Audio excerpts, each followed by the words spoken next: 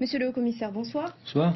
On va parler de politique, d'économie et de religion aussi. On commence avec la fameuse résolution sur l'indemnisation du préjudice économique des essais nucléaires, votée cette semaine à l'Assemblée par une partie des autonomies soutenues par les indépendantistes, mais dans le dos du président Édouard Fritch. Vous avez parlé d'alliance de circonstances, de gestes inamicaux envers l'État et affirmé aussi ne pas comprendre la soudaineté de cette initiative.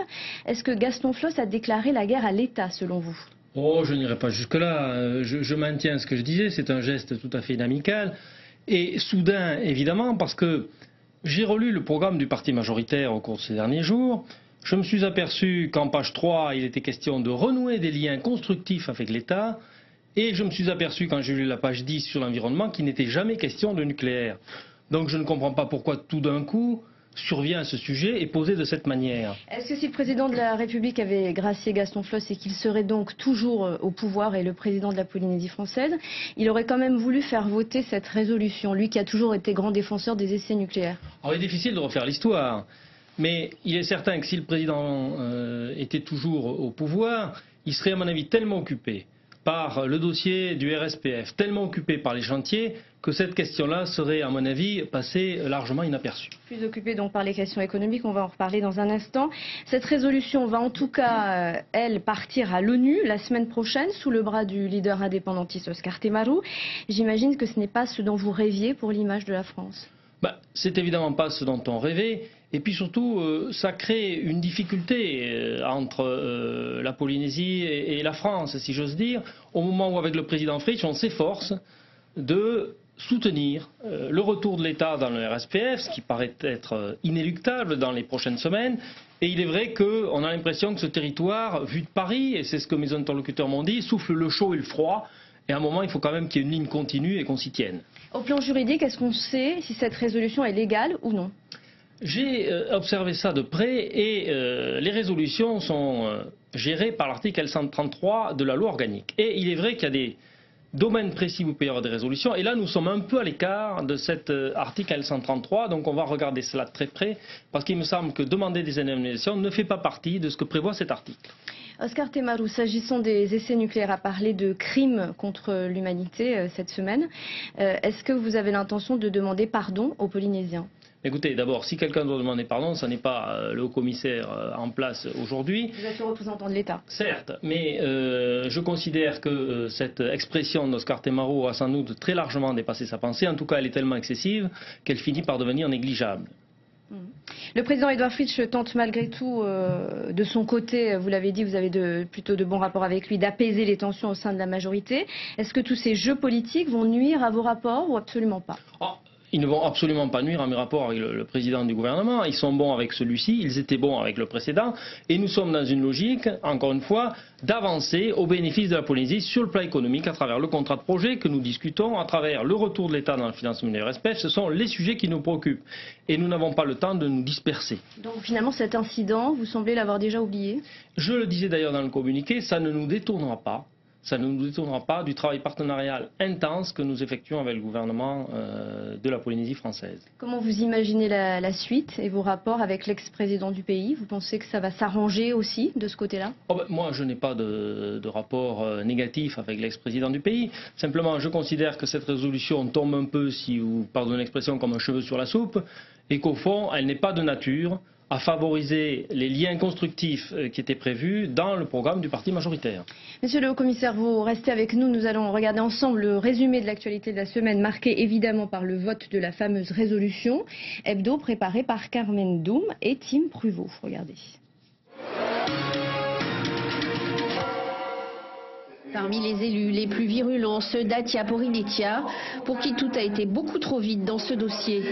On ne doit pas traiter ce genre de sujet dans la précipitation, on ne doit pas vouloir colorer d'une couleur politique un tel sujet et nous ne pouvons donc pas cautionner la manœuvre politique qui a été engagée depuis. Nous voulons au contraire régler ce dossier avec l'État et non pas contre lui, pour qu'il n'empoisonne plus nos relations, qu'il ne soit plus demain une source de division voire de rupture. Pourquoi renier à ce moment-là tout un passé militant anti-nucléaire, juste parce que certains penseraient que l'instigateur réel serait M. Floss? Une motion finalement soutenue par tous les élus indépendantistes. À l'issue de 3 heures de débat, elle est adoptée par 36 voix pour, 19 contre et 2 abstentions.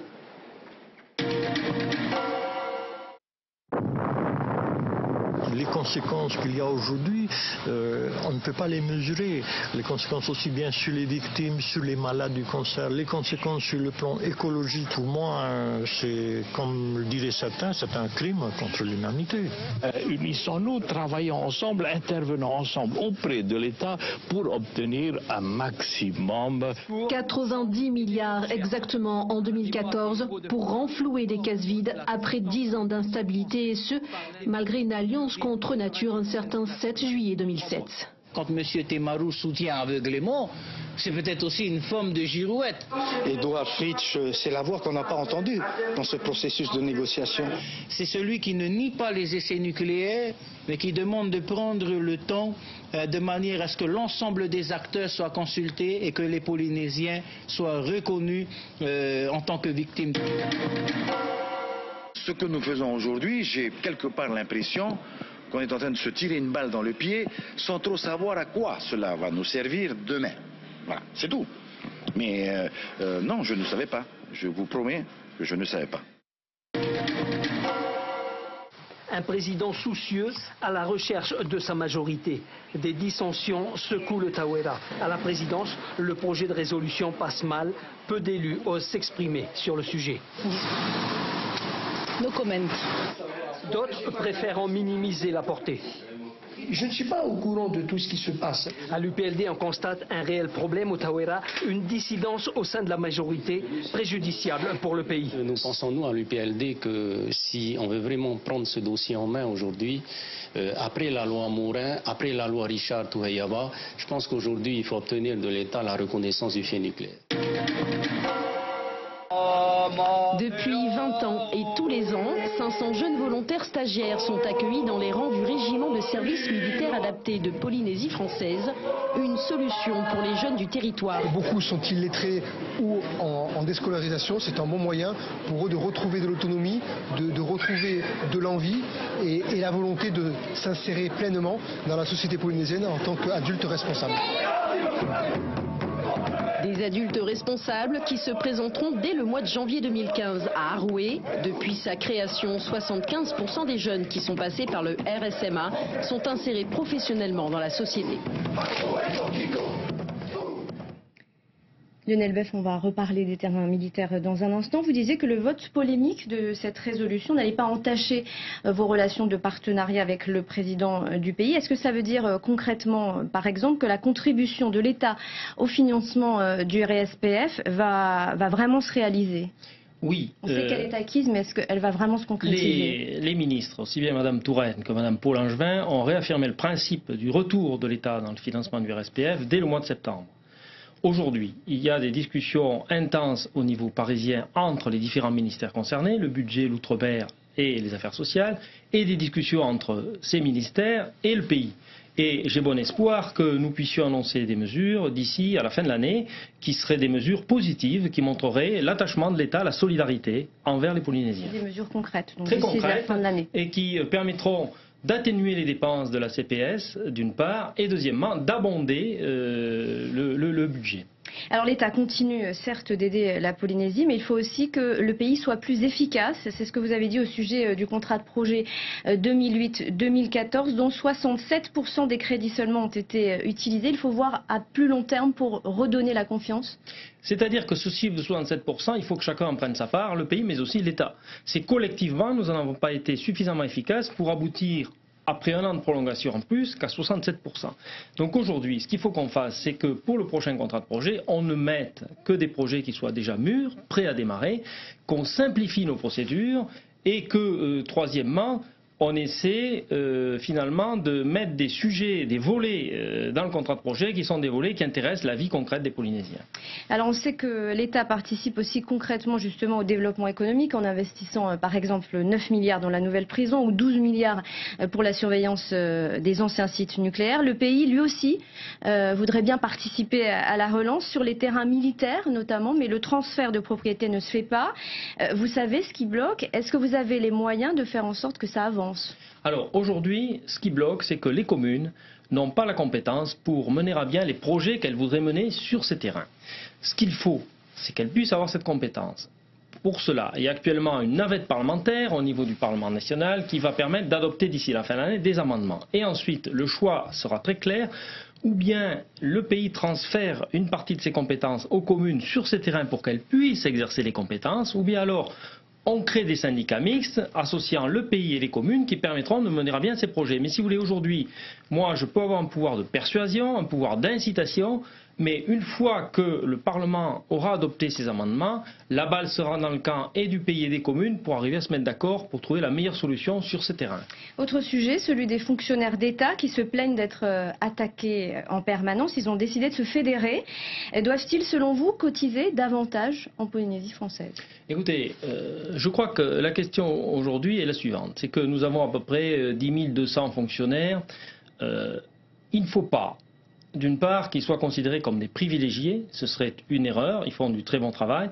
En même temps, il faut évidemment qu'ils contribuent logiquement. Mais aujourd'hui, ils contribuent à la sécurité sociale en métropole et les dépenses qu'ils effectuent ici sont remboursées par la caisse de sécurité sociale à la CPS. Donc si vous voulez, ils ne pèsent pas aujourd'hui sur la CPS, ils cotisent à hauteur de ce qu'ils doivent. Voilà. Donc on ne peut pas dire aujourd'hui qu'ils soient privilégiés, ni même qu'ils sont dans une situation plus défavorable que les autres. Un mot de religion à présent. L'ouverture d'une mosquée en Polynésie n'a pas pu se faire. Les Polynésiens ont manifesté par 2 fois contre. L'ex-président du pays, vous le savez, Gaston Flosse, les a soutenus ouvertement. La mairie de Papeete a fait fermer le centre islamique. Que savez-vous exactement de cet imam, vous qui êtes garant de la sécurité de la population? Pouvez-vous garantir aux Polynésiens ce soir qu'il ne représente aucun danger pour le pays? Je peux dire plusieurs choses. D'abord, la mairie de Papeete a bien fait de faire fermer le local parce qu'il y avait des questions de sécurité. Et au titre du contrôle d'égalité, j'ai regardé cette affaire de près et elle a fait ce qu'elle avait à faire. Deuxièmement, l'imam pour l'instant n'est pas sur notre territoire, donc il ne représente pas un danger imminent pour ce territoire-ci. J'ai bien entendu les préoccupations des Polynésiens et j'y suis sensible. Et j'ai noté aussi que personne ne réclame son retour. Et troisièmement, j'ajoute qu'il est citoyen français, donc s'il arrivait qu'il vienne, il a une liberté d'aller venir ici. Il a été interdit aux États-Unis. Exact, parce qu'il n'est pas justement citoyen américain. Et donc les États-Unis peuvent lui interdire leur territoire. Ici, on n'est pas dans cette situation. En revanche, l'État est extrêmement vigilant sur ces sujets. Le ministre de l'Intérieur, vous le savez, en métropole, est extrêmement vigilant sur tous les aspects liés au djihadisme ou à l'extrémisme musulman. Et évidemment, ici, je serai le garant de cette sécurité. Monsieur le haut-commissaire, merci beaucoup d'avoir accepté notre invitation.